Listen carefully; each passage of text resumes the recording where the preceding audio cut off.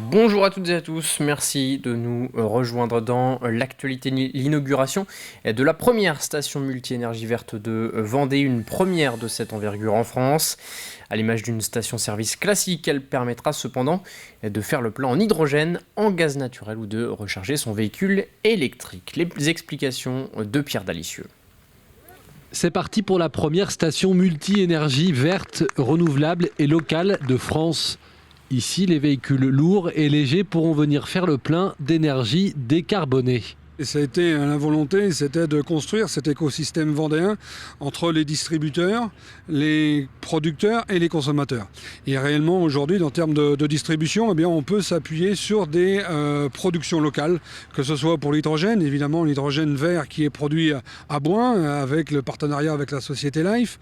On a le biogaz qui est produit grâce au monde agricole et aux différentes entreprises qui produisent aussi des produits méthanogènes, des entreprises agroalimentaires. Donc on a ce biogaz et puis on a évidemment l'énergie verte, l'électricité verte avec la production des panneaux photovoltaïques qui se retrouvent dans nos parcs photovoltaïques vendéens.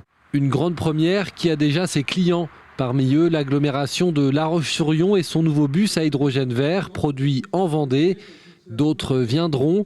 L'objectif, ouvrir la voie et montrer l'exemple et surtout donner envie à la population de rouler avec de l'énergie verte. Pour l'instant, nous avons voulu accompagner le développement de l'hydrogène avec l'achat d'un bus. Nous avons aussi des bus au gaz naturel vert qui rentrent dans la flotte et des minibus électriques. Demain, c'est l'ensemble de la flotte qui devra être mutée sur ces trois types d'énergie. L'idée, c'est que, bien sûr, tout le monde se l'approprie et qu'au fur et à mesure du développement technologique, l'hydrogène devienne un moyen de mobilité pour tous.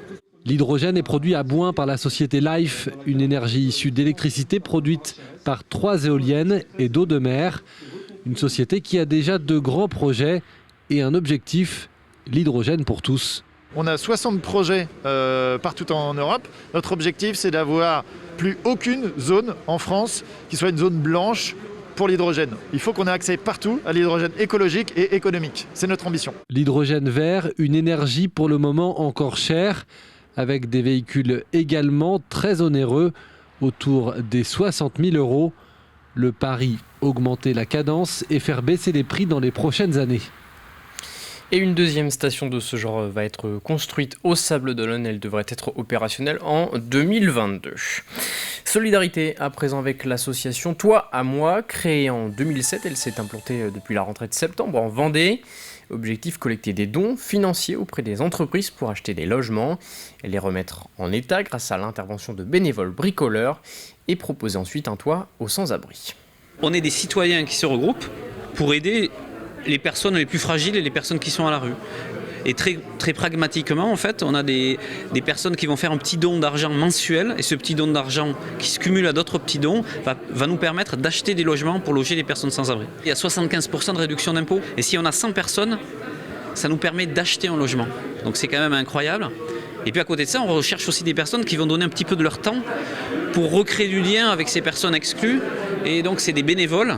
Et ça, si en Vendée, il y a des personnes qui ont envie de faire du bénévolat à Toi à moi, il ne faut surtout pas qu'elles hésitent et qu'elles nous contactent. Quelques images de sport avec le club de twirling de La Roche-sur-Yon qui se lance dans une version adaptée de la discipline. Et c'est en tout cas une section que le club veut prochainement ouvrir et qui sera donc destinée aux personnes en situation de handicap. Établissements médico-sociaux et instituts de Vendée ont ainsi été invités il y a quelques jours à des portes ouvertes de présentation.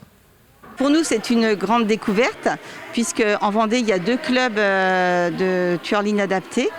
Après, on s'adaptera en fonction du niveau d'handicap. Et vraiment, ce qui nous tient à cœur, c'est de créer également une équipe avec des personnes en fauteuil roulant. Parce qu'on se dit que c'est une première en France et on aimerait bien être à l'initiative de cette opération. Et 2 autres équipes de twirling adaptées existent déjà en Vendée, à Challans et au Sables-d'Olonne. Gros plan sur une distinction plutôt originale. À présent, un prix national qui vient d'être remis à un habitant du sud Vendée. Le château de la Bressère à Foussé-Péré a décroché le prix Allée d'Arbre 2021. Et les opérations de préservation des 34 chênes séculaires ont particulièrement séduit le jury. Découverte signée Grégoire de Châtillon. Avec ses 190 mètres de long et ses 35 chênes, l'allée cavalière du château de la Bressère n'est pas la plus prestigieuse de France. En revanche, si elle a reçu ce prix, c'est parce que les propriétaires qui ont acheté ce château il y a un an se sont engagés à préserver, à protéger cette allée d'arbres, souvent centenaire, un patrimoine menacé. Aujourd'hui, les allées privées disparaissent en France. C'est un patrimoine naturel qui disparaît, d'où la nécessité de le maintenir. Donc ça, c'était le premier bon point pour nous.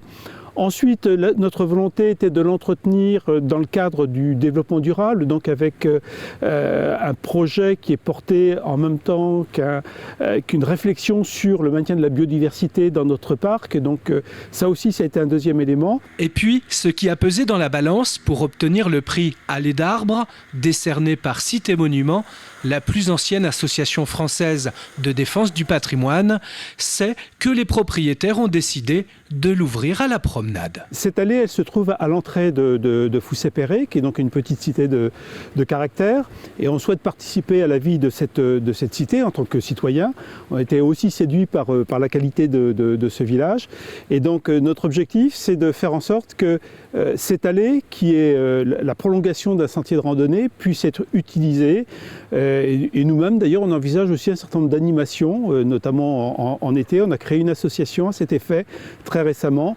Et avec cette association, on va créer des événements pour la faire vivre, que ça devienne un des éléments du patrimoine très riche de Foussay-Perret.